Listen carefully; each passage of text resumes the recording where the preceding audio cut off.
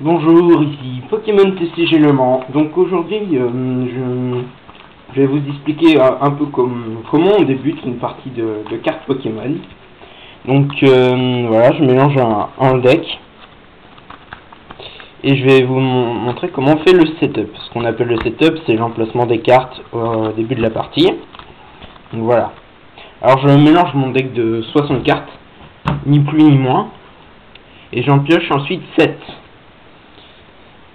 Et sur les 7, je regarde si j'ai un Pokémon de base dans ma main. En l'occurrence, là j'ai Viridium. Donc Viridium est un Pokémon de base, je le place face cachée en Pokémon actif. Ensuite, je regarde un peu ma main. Et je place 6 récompenses. Alors les 6 récompenses... La récompense se trouve ici, à côté de votre Pokémon actif. Et le but de Pokémon, c'est de tirer justement ces 6 récompenses. Alors pour les prendre, il faut mettre les Pokémon de l'adversaire KO. Quand on met un Pokémon normal de l'adversaire, entre guillemets normal, un Pokémon non ex KO, on tire une récompense. Par contre, si on met un Pokémon ex de l'adversaire KO, on en tire 2. Alors, il y en a 6. Donc en gros, soit vous détruisez 6 Pokémon normal si l'adversaire joue pas de ex, ou 3 Pokémon ex seulement si l'adversaire ne joue que ça.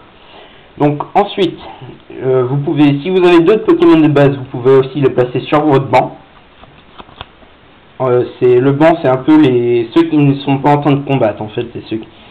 L'adversaire fait de même, fait comme vous, et vous lancez vous jouez à pile ou face, ou vous lancez un dé, et le gagnant, en tout cas le gagnant commence. Vous retournez vos Pokémon, et la partie peut commencer. Alors, dans un tour, qu'est-ce qu'on peut faire? 1. On tire une carte. 2. On attache une énergie par tour. Donc là, j'attache avec Viridium. 3. Je peux jouer des objets. Là, en l'occurrence, je peux jouer ces 4 objets-là, Ultra Ball, Niveau Ball et 2 Mass Ball. Bon, donc on va dire que je vais les jouer, on applique les effets. Alors à la Mass Ball, je vais chercher Stunfinx. Je peux pas jouer Ultra Ball, je suis con moi. Bon, alors je fais comment? Alors vous réfléchissez un peu, vous faites pas comme moi bien sûr.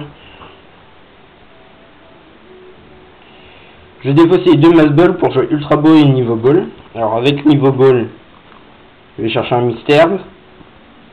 Et avec Ultra Ball, je vais aller chercher un Sulfurat. Ensuite, je remélange ma bibliothèque. Alors, dans votre tour, vous pouvez jouer autant d'objets que vous voulez. Mais par contre, vous n'avez le droit qu'à un seul supporter. Là, en l'occurrence, c'est Hugues. Matisse en français. Parce que moi, la plupart de mes cartes sont en anglais. Et ça, c'est ma main. Donc, avec Hugues... Avec Matisse, il faut que vous ayez un total de 5 cartes en main. Voilà, j'ai joué mon supporter, j'ai joué des dresseurs, j'ai joué mon énergie. Et pour terminer mon tour, je peux attaquer. Donc là, avec Viridium, je peux faire une attaque, je fais double pioche. Donc j'applique l'effet, je pioche donc 2 cartes. Ensuite, c'est à votre adversaire. Donc il va faire les mêmes étapes que vous.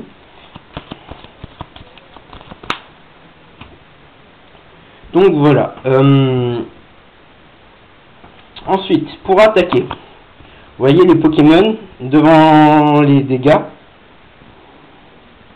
il y a des énergies. Alors pour attaquer, il faut avoir le nombre d'énergie requis, le nombre d'énergie qui est sur la carte pour pouvoir attaquer. Là en l'occurrence, pour rafale de feuilles, il faut une énergie plante et une énergie incolore pour pouvoir utiliser cette attaque. Donc l'énergie plante, c'est une énergie basique, et l'énergie incolore, c'est n'importe laquelle. Vous pouvez considérer que c'est n'importe quelle énergie. Vous pouvez mettre une feu, une eau, une scie, peu importe, ça fera la quantité demandée. Ensuite, donc bien sûr, vous pouvez faire battre en retraite vos Pokémon. Alors pour faire battre en retraite, on défausse une énergie. Alors, on défausse le nombre d'énergie qu'il y a de énergie incolore ici. Donc, c'est là en l'occurrence une énergie, ça le fait. 2 ça reste correct, mais après 3 et 4 ça devient beaucoup.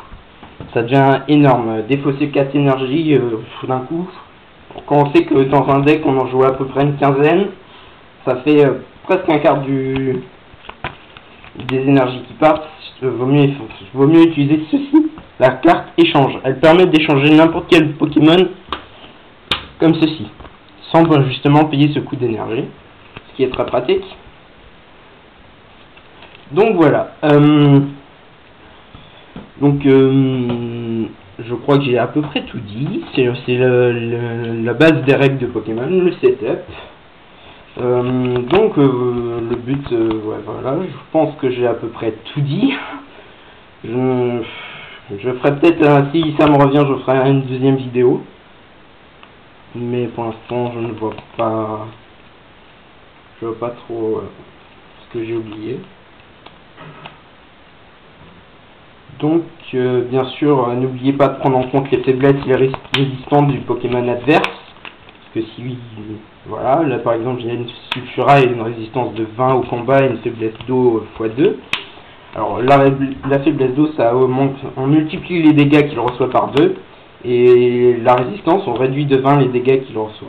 Donc, c'est la résistance combat à ce moment est correct quand on sait qu'il y a un certain Déméteros X qui est assez joué, et la faiblesse eau est très mauvaise car il y a le deck Keldeo Blatoise, Keldeo Tortank qui fait des ravages en tournoi, et la Sulfura n'est pas très conseillé dans les decks actuellement, même si moi je m'amuse et que je le joue. Voilà. Donc voilà, c'était tout pour cette petite vidéo. Allez, ciao!